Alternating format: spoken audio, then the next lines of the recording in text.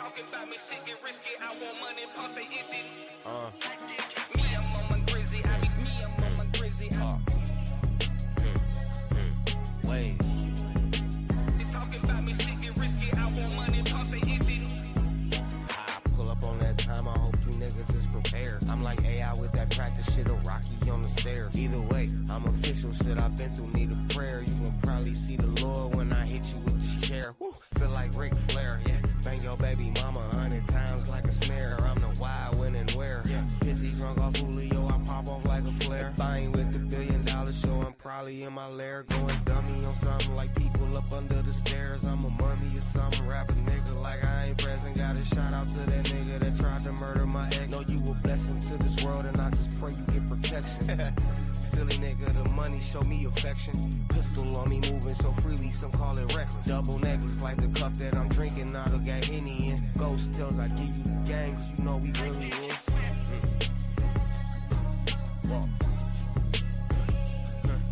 Wait. Yeah.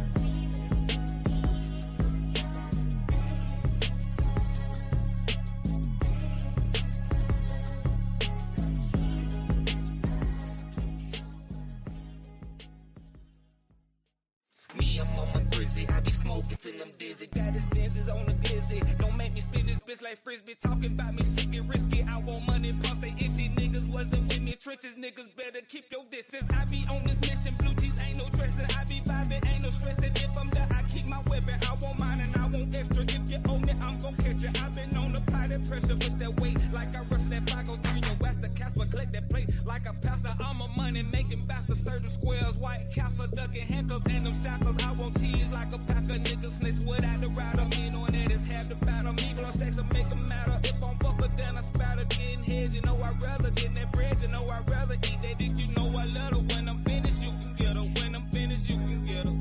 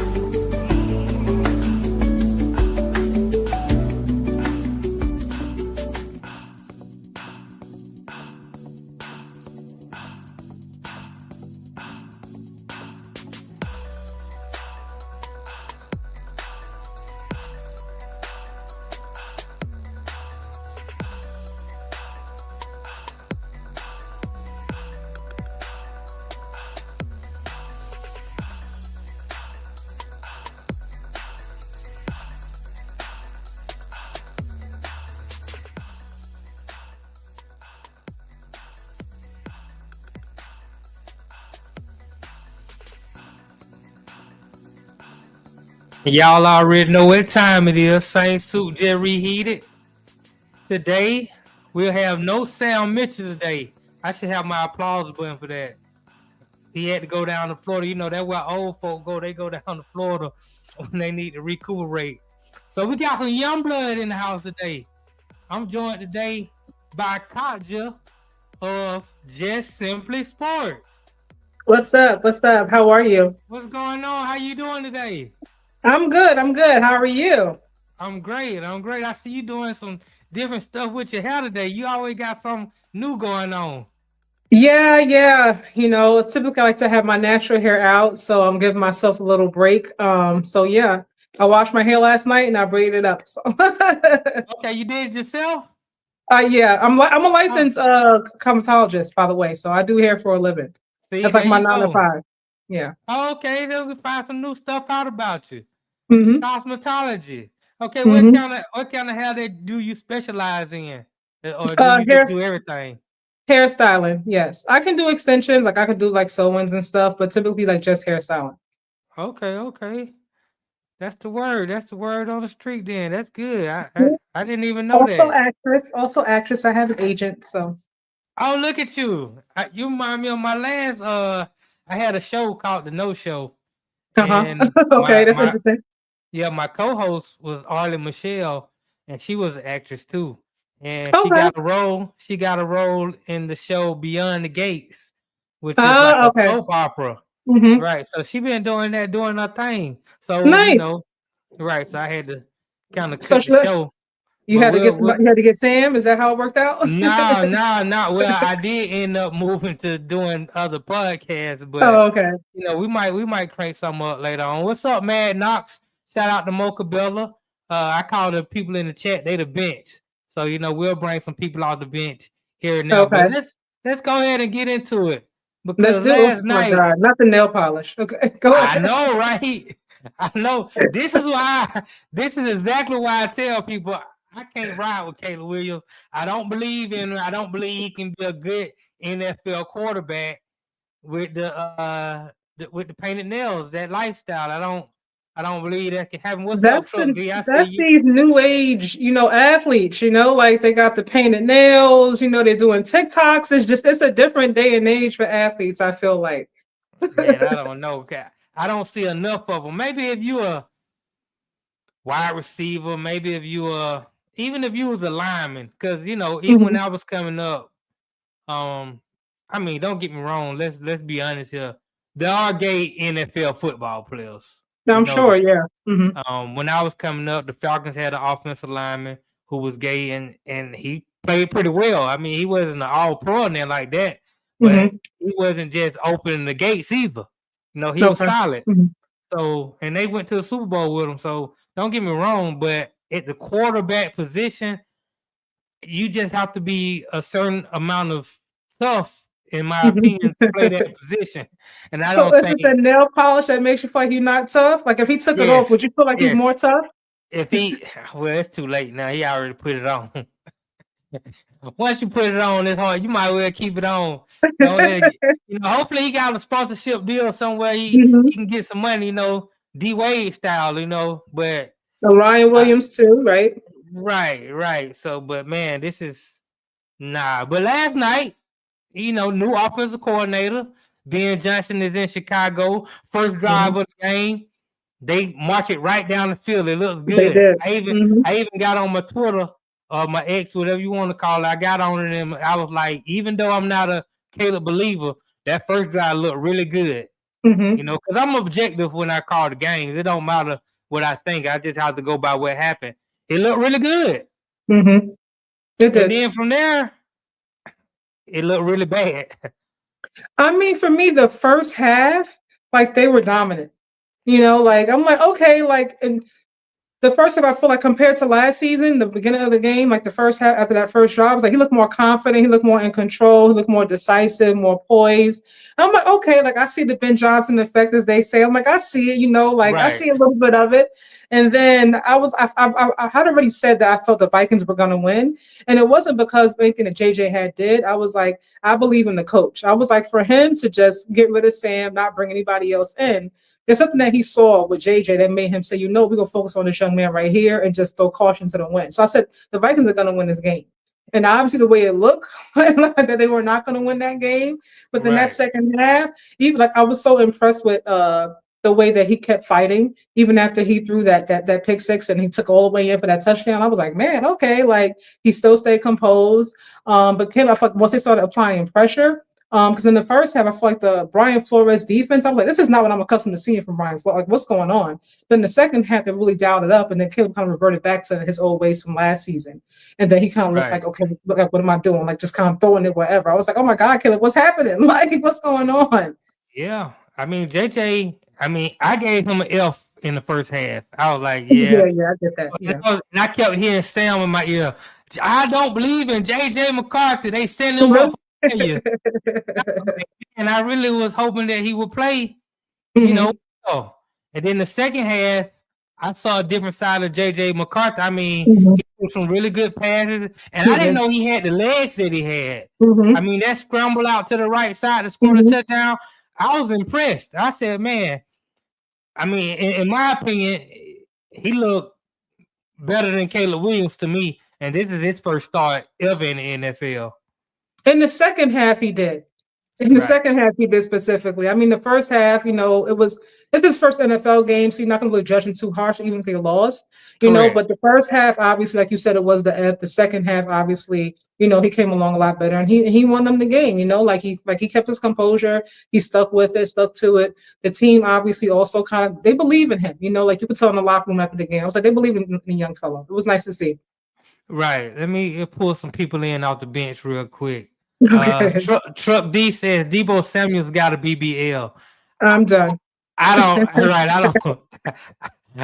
I haven't paid attention that close, but Deebo Samuel, he actually played well yesterday for the Commanders. It was good to see that him get acclimated to his new surroundings.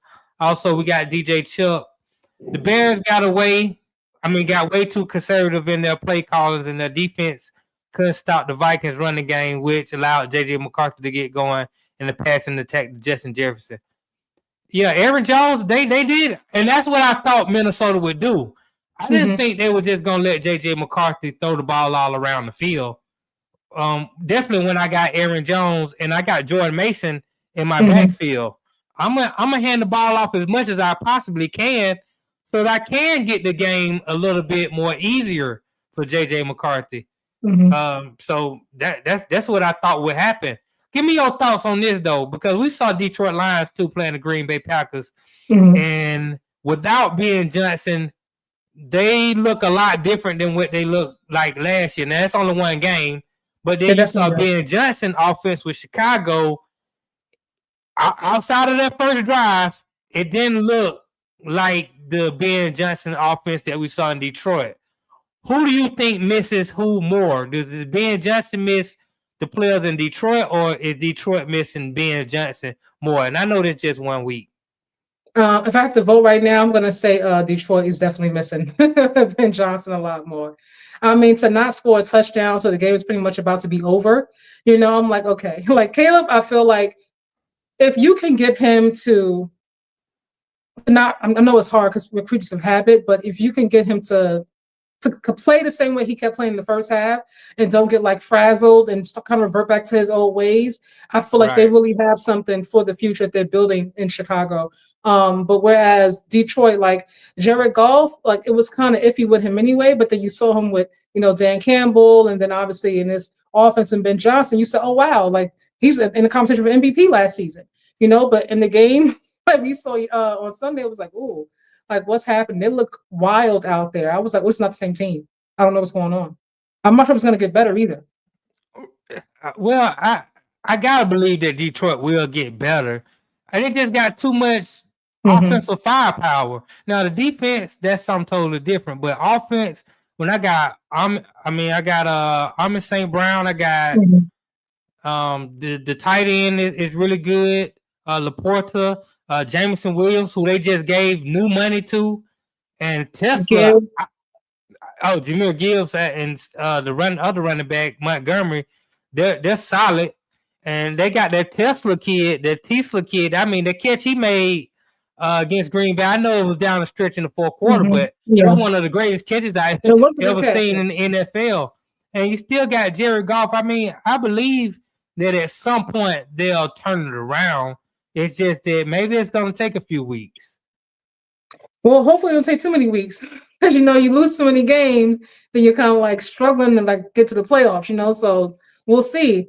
I don't know though. I mean, it's one thing to look a little bit different, but I wasn't expecting to look that bad. I was like, Right. "Ooh, Well, we got to also factor in, and we're playing an extra game this year. I mean, they put in the 17 games. A lot of these starters, they're not playing in the preseason at all. So I think they mhm, use sure." the first 2 or 3 games. That's really their preseason.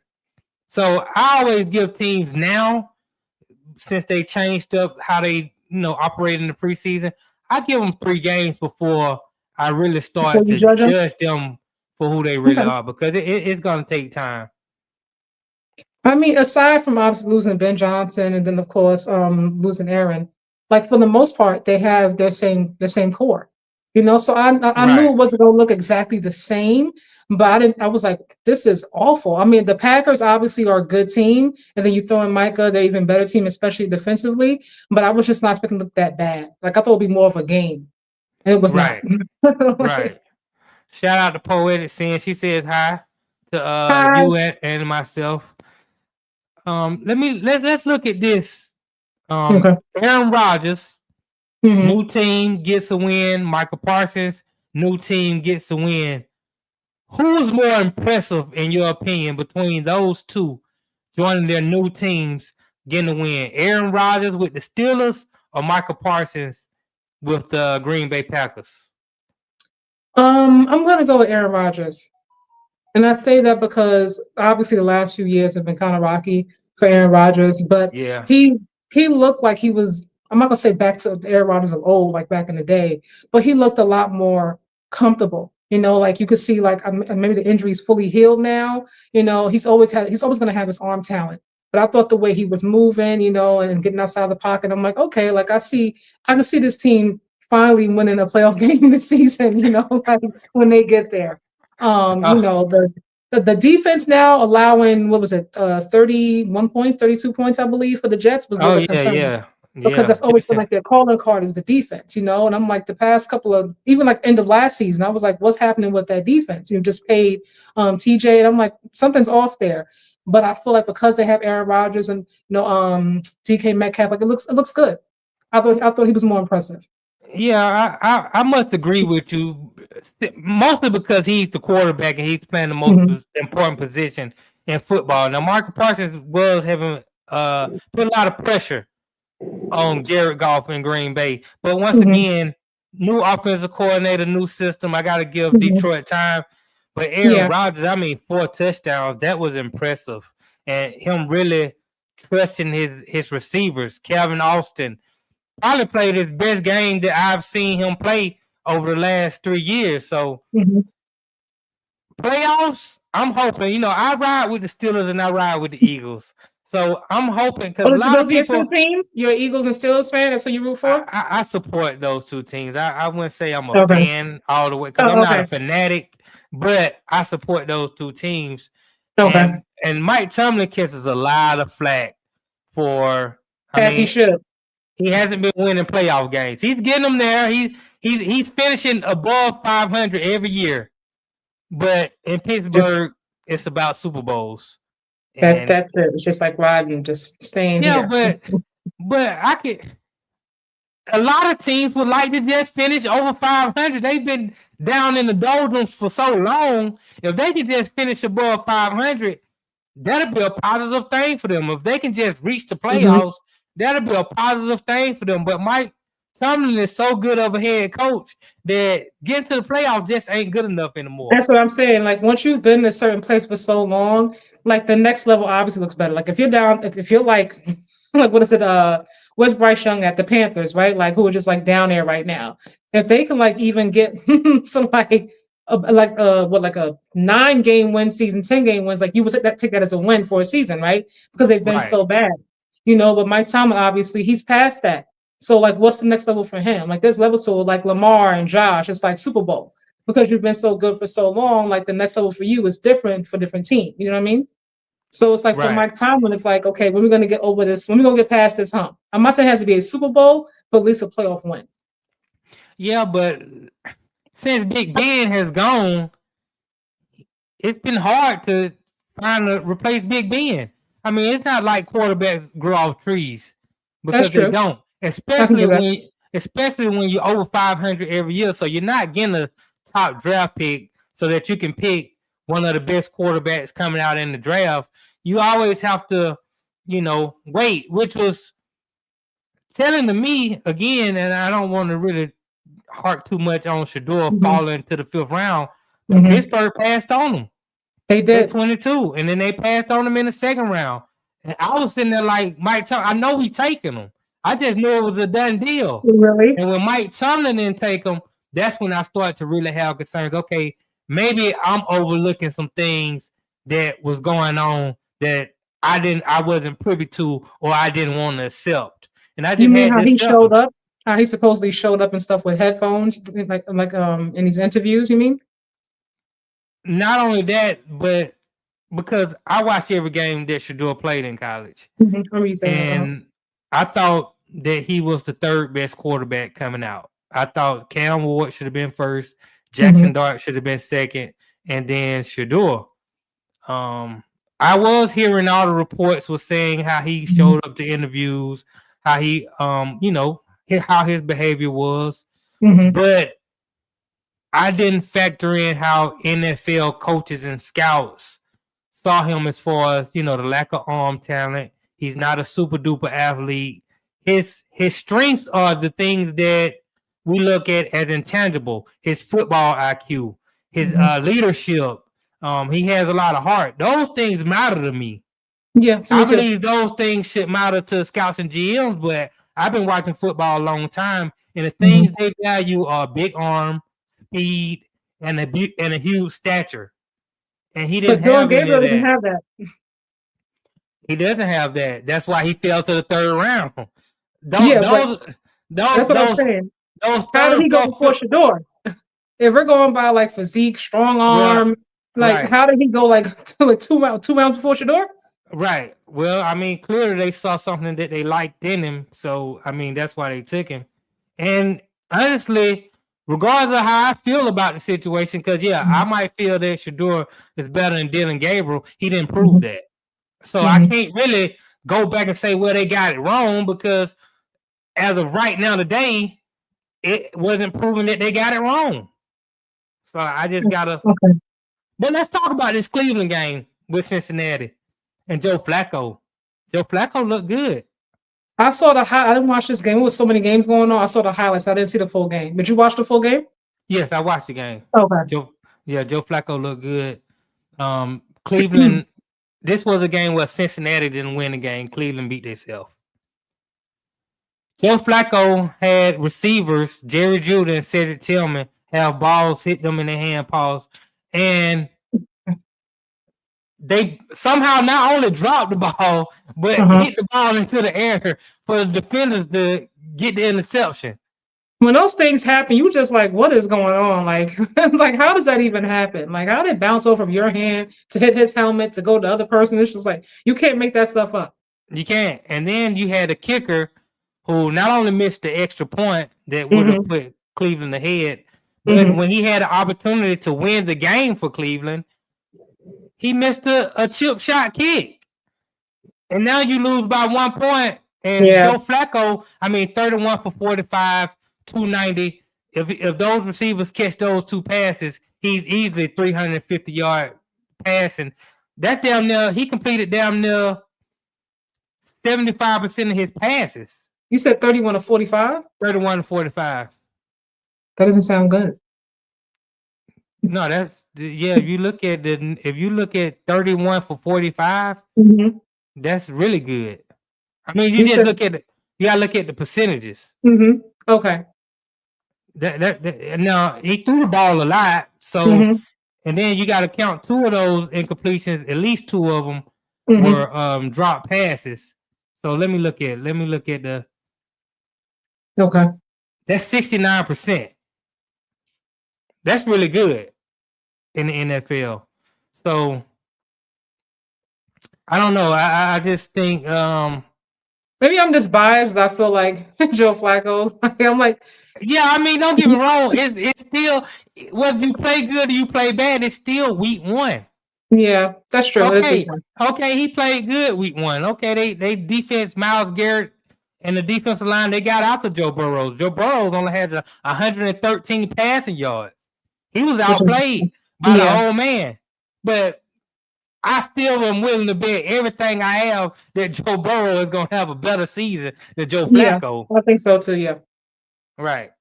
So, yeah, but I mean, they played well, and this week they have Baltimore, which we're going to get into that. We're going to take a short break. We're going to get into this Baltimore and Bills. Buffalo game, which really, Whew. really, it hurt my heart a little bit. Oh man. And it hurt my heart a little bit for so many reasons. And some of these reasons, I might should be ashamed of myself. But Really? I'm gonna let you determine whether I should be ashamed of myself or whether Okay. you felt the same way too. Okay. And make sure y'all hit the like and subscribe button. Also, Just Simply Sports. Go find Just Simply Sports on your Yes, YouTube please. page. Hit the subscribe button. Yes, please hit the subscribe button. I'm already a subscriber. That's why when your shows come on, they pop up and I pop in. Oh, so you have okay. Yeah, you already know. I'm already a subscriber. So yeah, make sure y'all subscribe to Just Simply Sports. When we get back, we're gonna talk about this debacle that happened in Buffalo just a couple nights ago, right here on the In the Game podcast. Y'all stay tuned.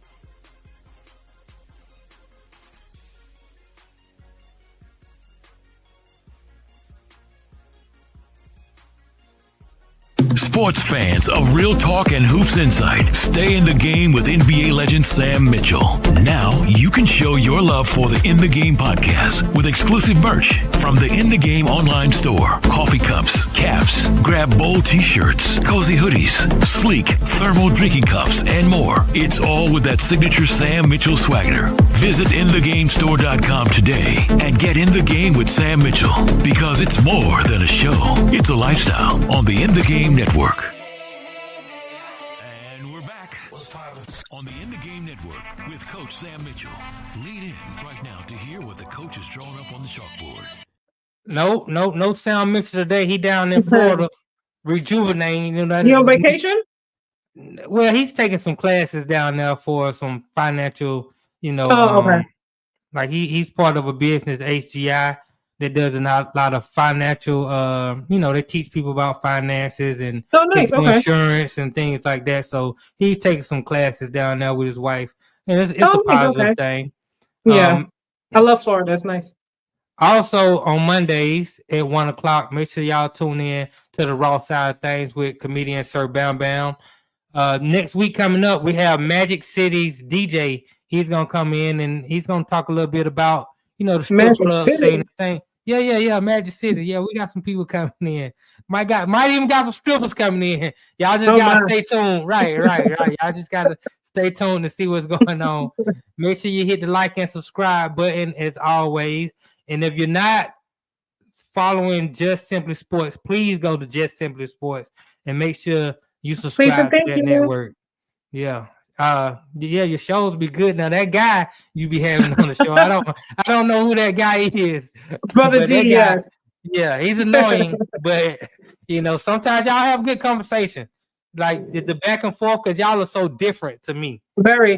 Right. So, very, very different. Right.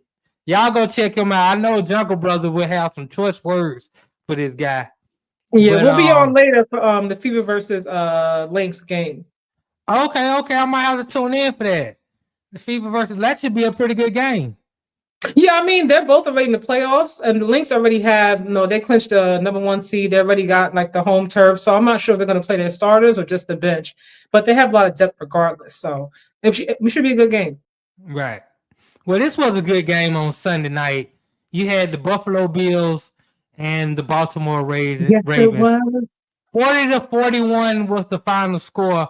after Buffalo comes back from being down 16 points to win the game. Hurt my heart a little bit because, you know, Lamar Jackson, that's my favorite quarterback in football. He Now, is? Okay. I ride with the Eagles, so Jalen Hurts is my second favorite quarterback, but my favorite is Lamar Jackson. And I'm Lamar and Josh, which is kind of hard to believe, but those are my two favorites. well, let's talk about it. I'm gonna tell you what hurt my heart about this game. Oh gosh, Not okay. only did Lamar not come through for the second time in a row against Buffalo, because the last time was in that playoff game, and I know Mark Andrews dropped the pass at the end Yeah. that could have potentially had them play a little bit more, but Lamar turned the ball over twice that game. He did. And those two turnovers really cost the team the game. Mark Andrews just would have been bailing him out had he made that catch. But the game had already been, in my opinion, lost by Lamar Jackson and his turnovers.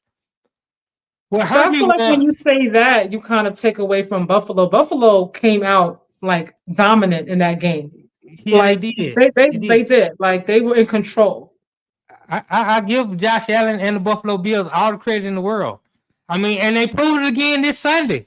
Not giving up. They kept playing. The fumble by Derrick Henry with DJ Chuck basically cost the Ravens the game. He says, I don't think it cost them the game, but at the time where Derrick Henry fumbled the game in the fourth quarter, it hurt their, it didn't allow them to put the game away. Yeah. Should I say. And that allowed Buffalo more life for Josh Allen to be magic and do his thing. DJ Chuck also says, and we're going to talk about this. Do you think it's time for Jim Harbaugh to take accountability for the Ravens not winning the game? I mean, because I think it's been 17 times. I read some sort of stat that said 17 times since John Harbaugh has been the coach, Baltimore has failed to win the game when they were up in the fourth quarter. And I'm like, man, that's kind of bad. You got to put these games away, especially if you're up 2 touchdowns in the fourth quarter. I think that's the thing. Yeah, they didn't put them away. I feel like they kind of got comfortable because they were so dominant pretty much for the majority of the game, and they could have stopped Derrick Henry no matter how hard they tried. He was just like knocking them away like they were like little kids out there on that field with him. It was crazy to watch. Oh yeah. I feel like they kind of got comfortable. They were waving to the crowd, feeling good, and then they kind of like took their foot off the gas. I feel like. Whereas Buffalo was still hanging in it. Like they never like officially put them away where it was like, okay, we can kind of just like coast the rest of the game. So you allowed them to come back by not doing that. They did, and it hurt my heart because the MVP voting for last year, and Lamar put up numbers that had never been seen before from a quarterback. I mean, when you add up his passing and his rushing, I thought that Lamar should have won his third MVP. Now, I'm not like a lot of people. I'm not like Josh. I'm okay with Josh winning it because he had a hell of a year last year. I'm not one of those people that said, "Oh, they did Lamar wrong because he's black and they want the white boy to win." I don't believe that. I believe that Josh was also he had also earned the right to be named the MVP. Now, what was kind of concerning about it was Lamar Jackson was first team All-Pro quarterback. Yeah. So if you're first team All-Pro at quarterback, then you probably should be the MVP. But I think they had got MVP fatigue. Lamar had won it so many times. I mean, 2 times before. They were like, let's give it to somebody else who's also deserving. They gave it to Josh Allen. I was okay with it. What I'm not okay with is this feeling that I get that the white media is like, see, told you this is why he's the MVP. Told you he's the MVP. And I feel like they kind of rubbing that in the people who really root for Lamar, which is a lot of black people. We really ride with Lamar.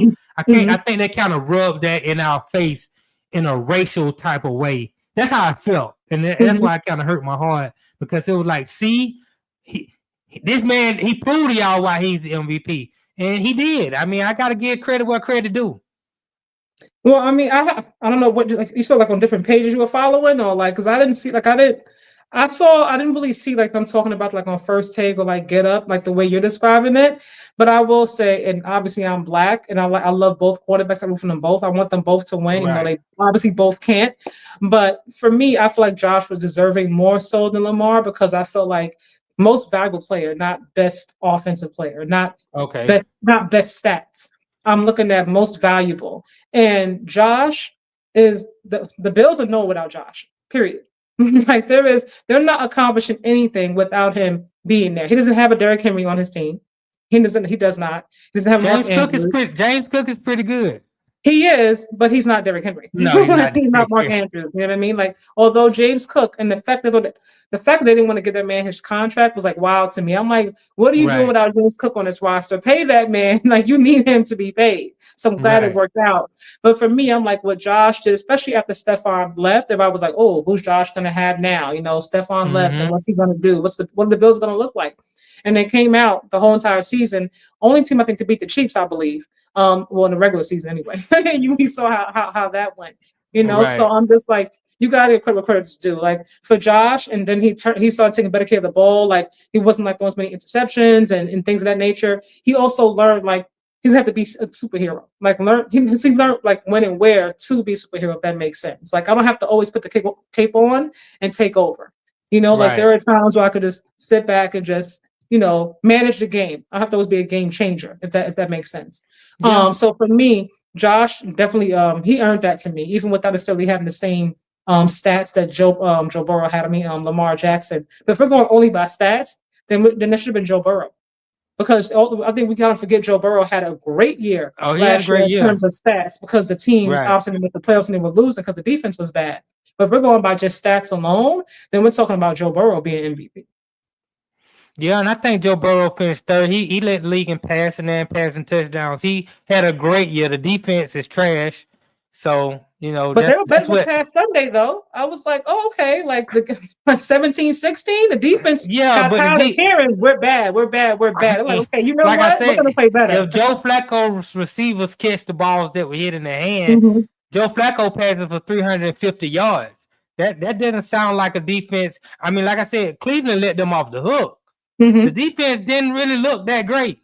But when you miss the extra point, you miss a game-winning field goal, you had receivers dropping the ball all over the field.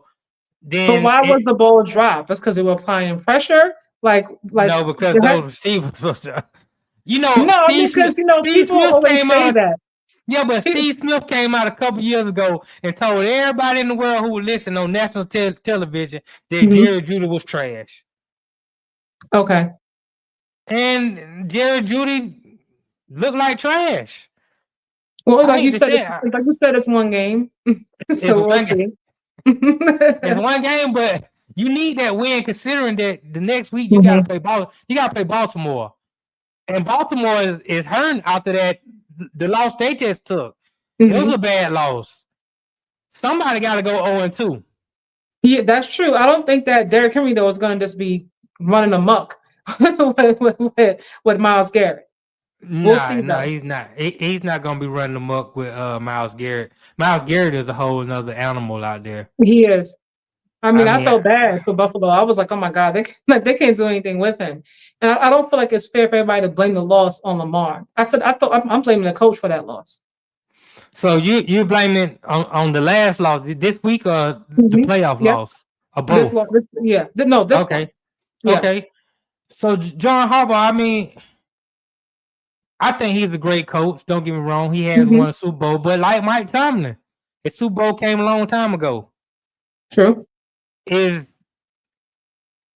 the leash getting shorter on John Harbaugh, in your opinion, or because they have won playoff games, do you have to kind of ride with his success? I think depending on I expect them to still have a good regular season, but depending on how they look in the playoffs again, like if they lose like in the same kind of fashion, like you know, like where it's like they have this great dominant season and they get to the playoffs and it's just like, what are we looking at? What happened? Like I think if he has like a third year in a row like that, it's gonna be like, okay, like what's going on? Like maybe it's time to split this duo up. But Lamar's not gonna go anywhere, so it will have to be him. But you do have to be careful though when you get rid of like great coaches because they're not just out there. You gotta really be careful when you're like, okay, bye, you're fired. You really, really gotta be careful. But I really feel like if I'm a part of ownership, I'm looking like, okay, like what's happening in the playoffs here? Like, and how do we fix it? Because we get to this point every single time and then we just fall short. And we don't, it's one thing to lose, but I always say it's how you lose. And it looks like a different team. I'm like, what team is this? It's not the same team I was watching in the regular season. That's what I don't understand. Yeah, it seems like they don't stick to what got them to the party. Mm-hmm. Especially against the Chiefs. Correct. They want to all of a sudden start throwing the ball out of the field. I don't understand why they want. I was like, why are we doing this? I was like, Lamar, I was like screaming at my TV. I was like, what are you doing?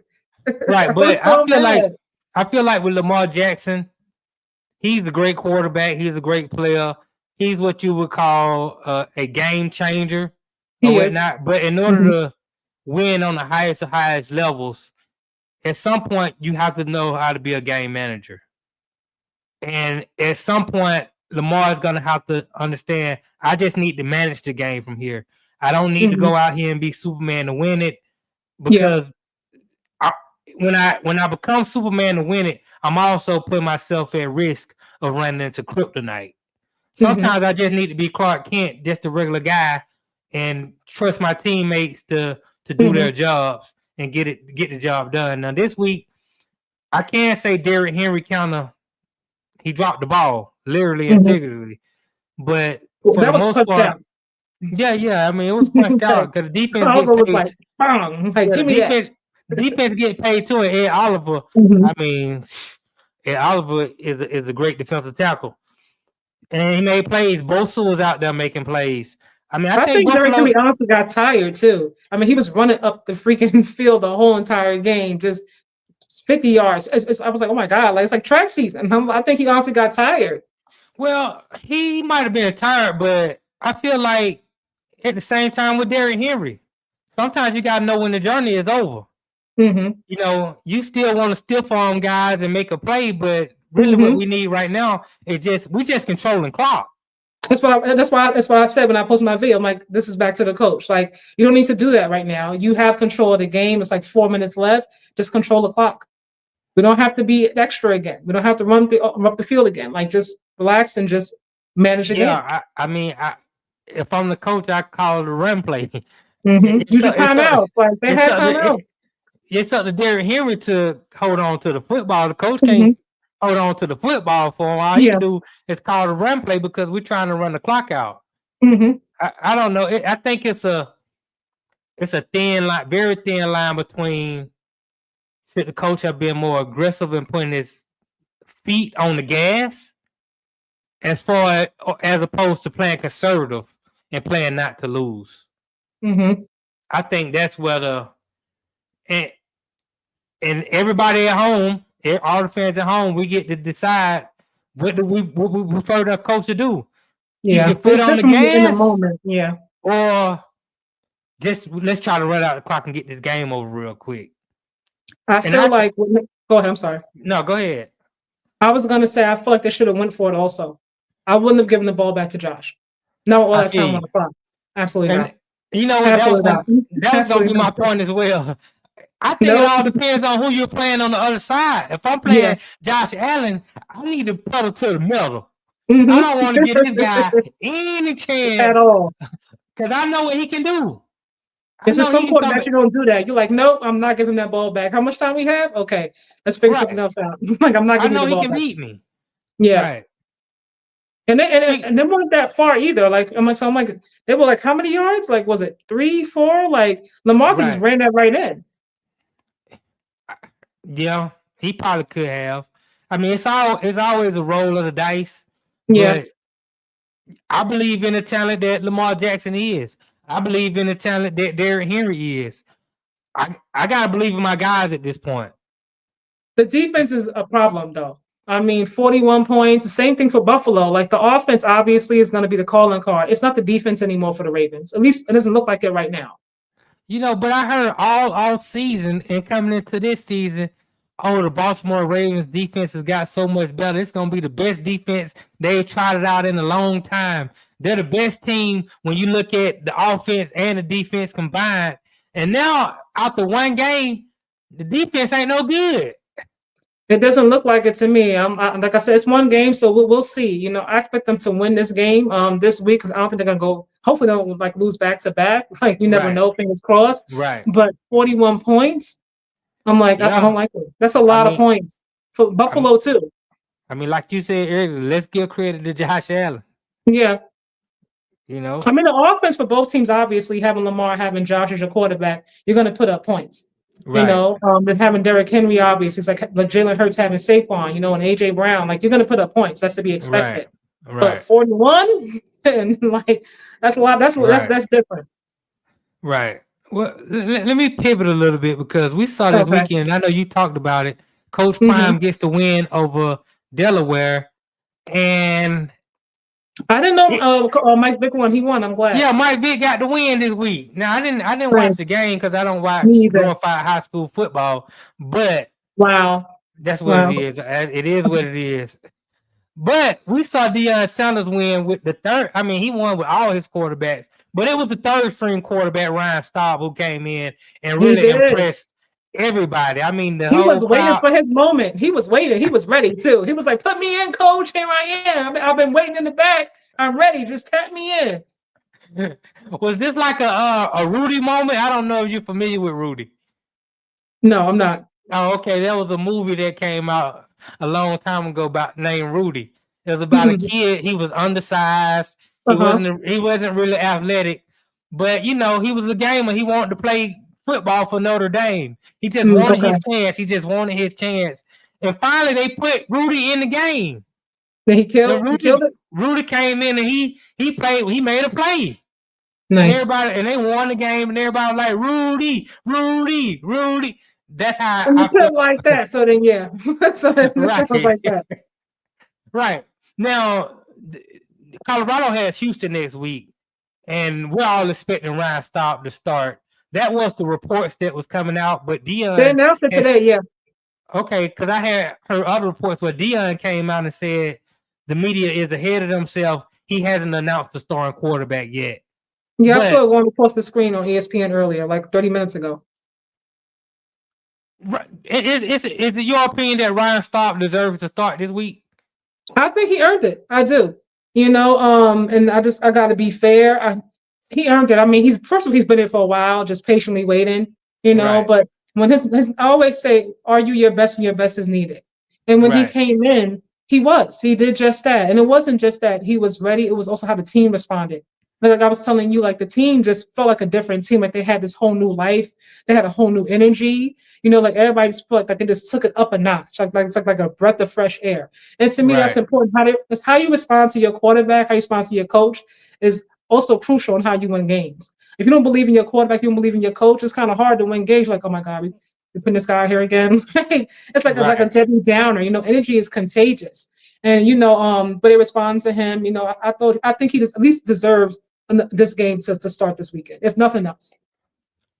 Do you think Deion Sanders gives him a long leash? I mean, does he allow him to play the whole game, or is it you think he's looking for a quarterback right now? I mean, I think if he plays like he did last week, I don't see why you would take him out. But Deion did say he has a plan. I don't know what this plan is that he's trying to figure out, whatever he's doing. So we'll have to tune in, I guess, to see.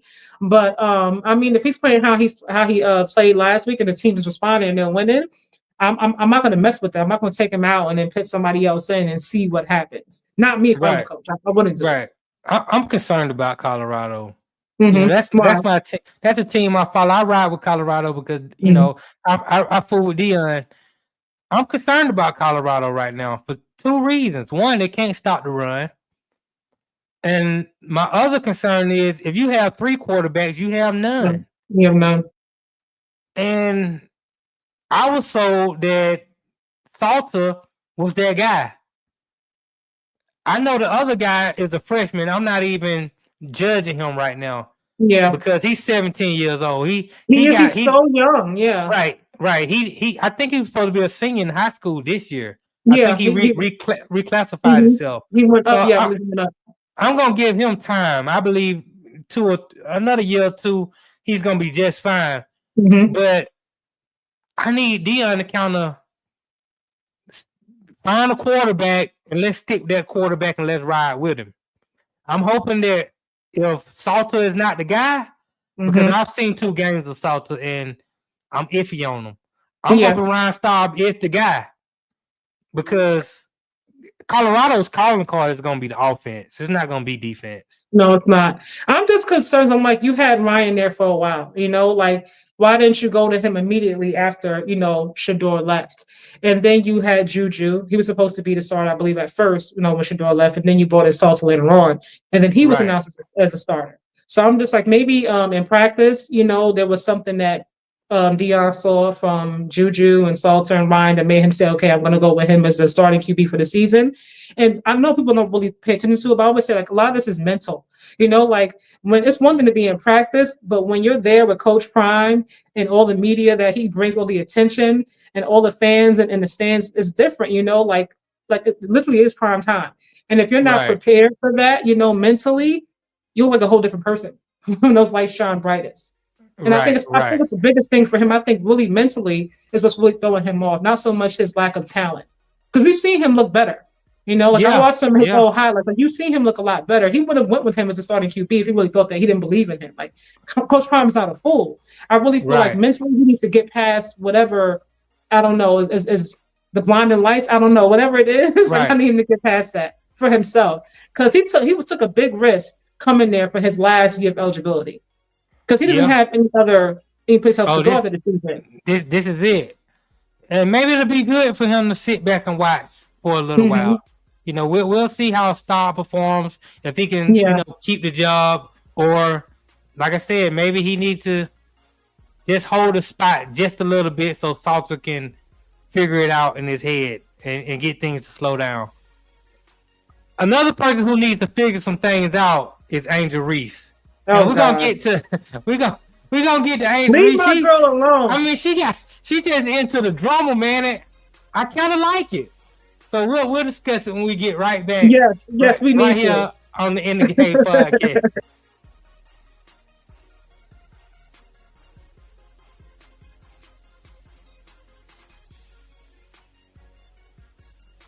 Sports fans of Real Talk and Hoops Insight, stay in the game with NBA legend Sam Mitchell. Now you can show your love for the In the Game podcast with exclusive merch from the In the Game online store. Coffee cups, caps, grab bold t-shirts, cozy hoodies, sleek thermal drinking cups, and more. It's all with that signature Sam Mitchell swagger. Visit InTheGameStore.com today and get in the game with Sam Mitchell, because it's more than a show. It's a lifestyle on the In the Game Network. I don't think I'm frustrated. I probably am frustrated myself right now.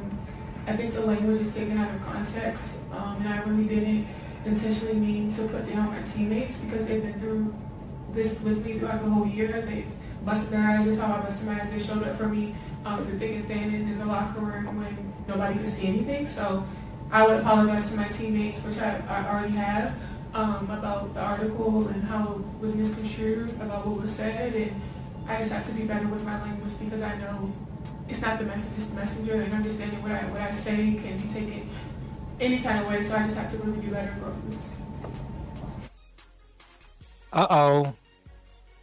Wait, so set up what she said. I know she was criticizing her teammates. So what's going on with Angel Reese?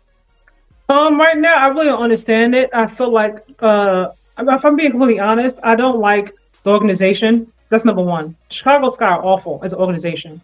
There's a reason why you have multiple players in WNBA who do not want to go to that organization. They're like, I would never go back there. So, and that's before Angel Reese was even drafted. So to me, that speaks volumes about what they're doing there, behind closed doors, right? I mean, should I say off the court? But for me, there was someone from the organization that was there with her during this article. This was a mandated article that she had to do, interview that she had to do. That's number one. So it wasn't like she just said, hey, I want to do this interview and just blast my teammates in the organization. Like that's the way it's being painted and portrayed. I feel it's like, I'm like, I don't rock with that. Like you had someone there, you saw the whole entire interview. You not only you approved the article before it came out.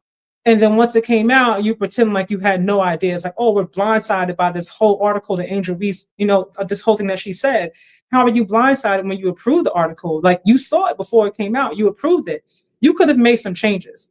Like for the sake of, if you weren't trying to throw her into the spotlight and embarrass her, because why would you approve that article? Why wouldn't you say, hey, take that part out? Okay, so in this article, Angel Reese spoke poorly of the organization. And did she speak poorly of some of her teammates as well, or was it just the organization? The only name that I saw, the only name from the team that I saw was Courtney Vandersloot. Obviously, she's the point guard. I think she's Chicago Sky's all-time leading scorer and assists and so on and so forth. Right. Obviously, she's older. And Angel named her and said, Courtney Vandersloot is a great vet, but we can't depend on her going forward. We can't depend on her. She's older, to come back from a major injury. And to me, that's not a dig, because it's the truth. You have someone who was older, and I think the fact that Tyler Marsh was using her so much is why she ended up having that injury. Right. So she tore her ACL in the first place. She's older. She just came from Liberty. They weren't even using her like that. She was on the bench. Yeah, I think Vandersloot took some exception to those words. She absolutely did. Yeah, she came back and made a statement, said, "I'm coming back. I'm gonna be all right." Some of the nature. Yeah, I mean, I get it. That's the competitor in her, and I mean, obviously, you felt some kind of way. So she said what she said, but I feel like they kind of missed. And I get it, because they're human beings too. So if I was on a team and I read an article that said we need good players, we need great players, like that part, there was a part of the conversation that's directly in quotes. But what did you ask her for her to say that, and what else did she say? Right. Like I'm a context person. Like you put out something very specific, knowing that people are going to hone in on that part of the article, and it's going to blow all the way up. Exactly. So when Angel said, you know what, I have to be better with my words, she's absolutely right. You have to be better with your words. I'm glad she said that and was accountable for it. Right. But at the same time, did she lie though? What they have is not working at all. It's not working. That's called media manipulation, because the media are entertainers. Here we go with Dylan Gabriel. Go ahead. Angel Reese is a competitor. Not you bringing it. Not you going back to Dylan. Go ahead. No, I'm just telling you, because when that came out, you said, well, he needs to be better with his words. He needs to be better with his word. He needs to understand how the media works. He needs better PR training. And that's the same thing I would say for Angel Reese. I do agree with that. She said the same thing. She did tell the truth, and I appreciate athletes that tell the truth and tell how they feel, because we at home, we always ask our athletes to keep it real. Tell us what's going on. Tell us the truth. And the minute they do tell you the truth, we'll then allow the media to go ahead and spin a narrative how they want to spin it, and then we want to demonize the person that we asked to tell the truth. Do we want the truth, or do we not want the truth? That's all. I think it's also because it's Angel Reese. Because I really feel like if Asia Wilson called a team out earlier this year, she was like, "Look, don't come back. If you're not going to step up, because they were obviously losing really bad. They weren't the same aces we saw we used to see in previous seasons. But nobody had an issue with it. I guess because Asia Wilson and she's a champ and so on and so forth. But never an MVP. But I'm just I think Angel was more so frustrated with the organization's lack of trying to make changes for them to be obviously establish a better culture, and a winning culture, should I say, more than anything. I think her teammates kind of got caught in the crossfire, but I don't believe she was trying to embarrass or humiliate them. I don't get that vibe from her. Even watching her in college, I don't get someone who's trying who wants to humiliate their teammates and make them feel bad. Right. I mean, we see this in the NFL all the time, especially with quarterbacks. Quarterbacks are trained to give you the most vanilla answer they can possibly give you. Tom Brady was the master at it, of telling you nothing. Dak Prescott's good too. Dak Prescott would tell you nothing and tell you everything all at the same time. And you got a quarterback like Aaron Rodgers, who will more likely tell you what's really going on, and they're like, "Oh, he's throwing his teammates under the bus." His But body language is everything. Like he didn't have to say but anything. I think at the end of the day, if you like the messenger, you will accept the message. If you don't Yeah. like the messenger, Mhm. then you will find some way to not like what the messenger had to say. Pretty much. And that's how the media plays their game. So I would just tell Angel Reese, before I even get to what I would tell Angel Reese, Mm-hmm. because I've heard you say a couple times on your platform on TikTok, and y'all may say, Mm-hmm. what's your handle on TikTok? Just Simply Sports. It's the Just same Simply thing. Sport. Follow that Mhm. on TikTok too. You get to them updates fast. I try. Sometimes I Soon as miss it. I'm something like, happens, dang, I'm like, damn, there go Katja already. Like you gotta be on it. I don't even get. I'm like, I ain't gonna even worry about it. I'm just gonna let her do it. I just chime in on her stuff because she already got it. But you spoke about Angel Reese possibly looking to get out of Chicago. And that could have been also why she said what she said too. And I mean, Angel's not dumb. So like strategically, that could have been her way of forcing her way out of Chicago. Like they'll have to get me out of here now. Cause she's like, if you're not gonna do anything, like I wanna go. I wanna be out of here. In a nutshell. And that's what she was really what she was really saying, period. Point in the period. And I really feel like after this, I don't know how, because Courtney Vandersloot and the GM obviously are very close. That's number one. I don't get the same vibe from him and Angel. Like earlier this season, Tyler March took Angel out of her known position and gave her a whole different position to play. And as opposed to the coach, I mean the GM holding everybody accountable, he's like, we need more from Angel. Like Angel has to do more. I'm like, she's not the point guard. That's number one. But she is leading her team in every statistical category. Like, what more do you want from her? Like, what more is she supposed to do? Like drop 60, 20, and 10. Like, she's not that kind of player. It is what it is. At least not right now. Well, when you're the best player on the team, more is going to be heaped onto you. Unfortunately, whether it's fair or it's not fair, which is why I'm saying, because I've watched Chicago Sky play, they're not that good, so I don't want to watch them play all the time. And Angel Reese has been hurt for a lot of this year, so she wasn't playing, and they were They won one game without her. Yeah, they weren't pleasurable to watch without her. They were getting blown out. I mean, blown out. Yeah, like 30-point games. These games weren't even close at all. Like there was no way to even win them. I was like, the games are over. Like in the second quarter. With that being said, Angel Reese should not, and I don't know what they can do in free agency. I don't know if they can draft better or whatnot. But Angel Reese should not be the best player on her team if they're going to win. She has to be the second or third best player on that team in order for her to win, because she's a great player, but she's not that deal. She's not Aja Wilson. She's not Nafisa. She's not. Not yet. Well, maybe she got time to grow into that. But right now, and she's still young. I think she's only been in the league 2 years. So she got time to develop, right? Mm-hmm. But as of right now, if people in the Chicago Sky organization or in Chicago, the fans of the Sky expect big things out of Chicago Sky, they're not being realistic. No, not with just Angel. You got to have more. You got to have a really good point guard. I don't feel like either Courtney's going to have to go or Angel's going to have to go. That's number one. But Angel is so popular, then there goes like half of your fan base. Right. Because Courtney Vandersloot and Angel, in terms of popularity, it's not even close. I mean, she's going to cover freaking 2K. It's not even close. What can they do to improve the team realistically? For one, I think they need to get a better point guard. I don't think Courtney Vandersloot is the answer. I know she has the records and the experience, but she's not the same player she used to be, and she's older. And that's just the fact. It is what it is. I feel like Camila Cardoso, like her and Angel, those twin towers, they really could if they could figure out a way to nurture that relationship and get them to play off one another, they really could dominate in the paint. Because Camilla's 6'7", Angel's 6'3", but Camilla plays so soft sometimes.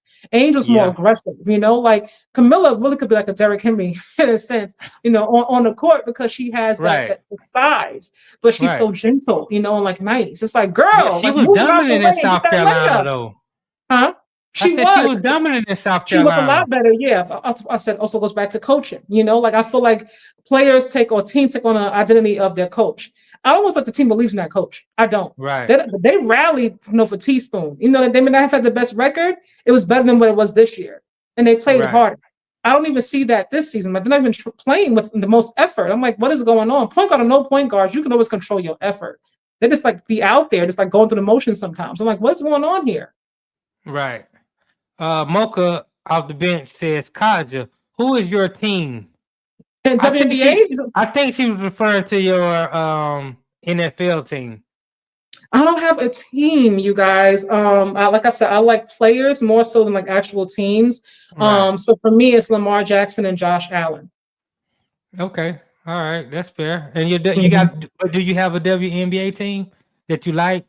I like players again. Oh, so you like Chicago Sky. Okay. I like Angel Reese. That's I like Angel Reese.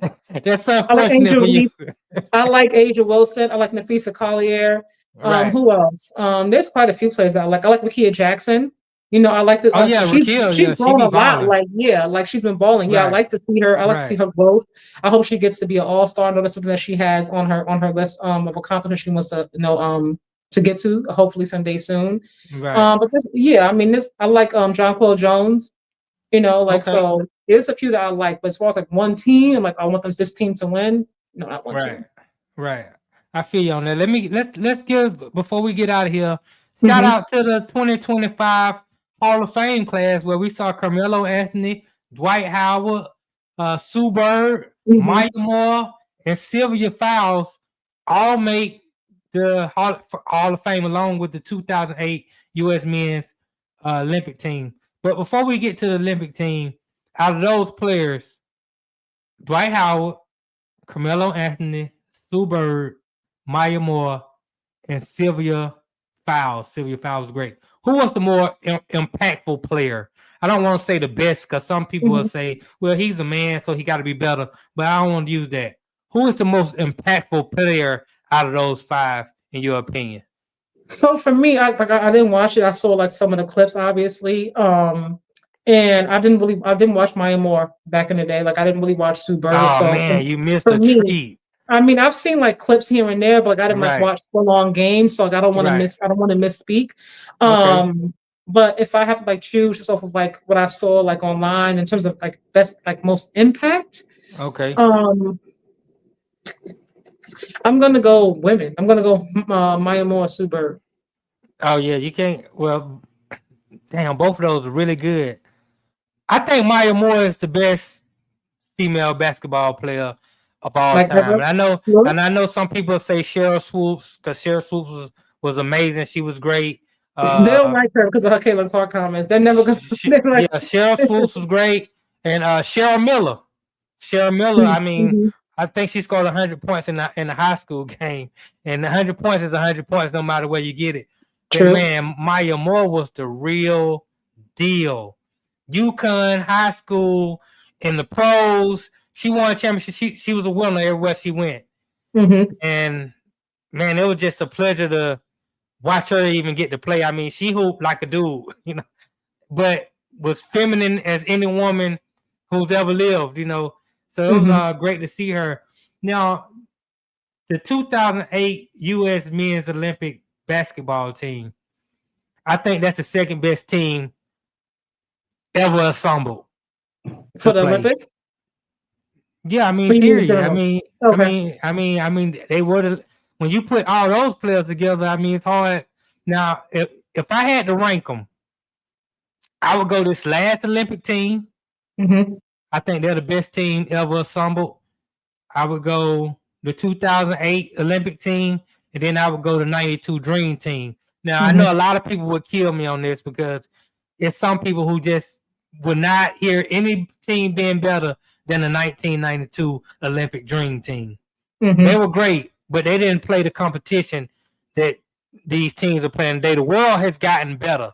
Yeah, I mean, it's different time. Yeah, the competition's different. Skills are different. It's grown. Yeah. Yeah, it's great. But congratulations to all those. I mean, you got LeBron James and Chris Paul, Hall of Famers already while they're still playing. That's kind of unheard of. It's much deserved though for both of them. I know Chris Paul hasn't won a chip yet, but it's much deserved. He more than deserves it.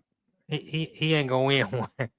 Oh I gosh. hate, I hate to be the harbinger of bad news, but he's not gonna win one. You It is never what it is. know. I'm really hoping. I would love to see him and Russell Westbrook get one before they officially retire. I If would no love to one, see. I would love to see Russ get one. You know, he's my favorite player. So whatever team oh Russ really? plays Okay. on, yeah, whatever team Russ plays on, that's my team that year. So I've had Oh, 5 different teams in the okay. last 5 years, Okay. but And he we ain't go gonna on get one. teams in NBA. It's Golden State because I'm a Steph Curry fan. Steph Curry, James Butler. I love those two. Right, right. I don't know. I'm still waiting for Russ to sign somewhere. So right now, Yeah, I don't know what's going on with him. I like I, what are you doing? I'm just out. I'm just out there right now. You know, So my you support trying is for hire. to you're like okay, like I'm trying to figure it out. Right. I saw that Josh Giddey got $100 million from Chicago I saw today. that on NBA So, today you too. know, Yeah. a lot of people was like, Josh Giddey, but you know, he's a young player who continues to get better. So Chicago feels like 100 million is getting for the cheap right now. Yeah. I mean, yeah. So You keep waiting to pay these players. Their price goes up, but don't go down. Yeah, right, for the right. most I part. mean, go ask Jerry Jones, he'll tell you. Oh gosh. Don't even bring Jerry up. He's so annoying to me. I'm like, dude, go have a seat. Please go have a seat. Every time I turn around, even now, I saw earlier, he was like, Michael Parsons' back looked fine to me in a game. Like I'm like, Jerry, go sit down. Right. Your team He, lost. Okay, like go have a seat. he must don't know that Michael Parsons had to take some shots in the back before Yeah, he they did played say this that. week. Yeah, uh-huh. Yeah, he Right. did. I mean, I really think, man, he might need to sit out, but I understand what he's trying to do. He's trying to show the Bay Packer fans that they didn't get damaged goods, that he's here, Hmm. and he want to show them what kind of impact he can make. But you showed them people. You showed them. Yeah. Now I sit mean, out for 2 or 3 weeks. yeah, you showed him the first game not have a seat. I mean, you know Right, what Michael could do anyway. Even if he didn't play in his first game, like you know what he can do. Like if you watch him play, like you know he's capable of. right, right. Katja, before we get out here, tell the people you're gonna be on tonight, right? I am. Fever versus Lynx. I believe this is their final game of the season because the season ends in 2 days. No, I think Okay, tomorrow. Because the season ends September 11th, and then we're going right. into playoffs now. So the final Okay, seeds, I believe, we're waiting to see Seattle clinch their playoff spot, and then the Sparks are still hanging on by a thread, keeping their hopes alive. So waiting for those right. two to finish it. I'm gonna go with Seattle though to get that final spot, and the Sparks to come just short for the season though. So Okay, yes, tonight. who you like in Just the simply sports. playoffs? So win it all. Lynx, I think it's their year. Yeah, they got robbed I'm going with the last Lynx. year. Yeah. It was Yeah. terrible what they did to them.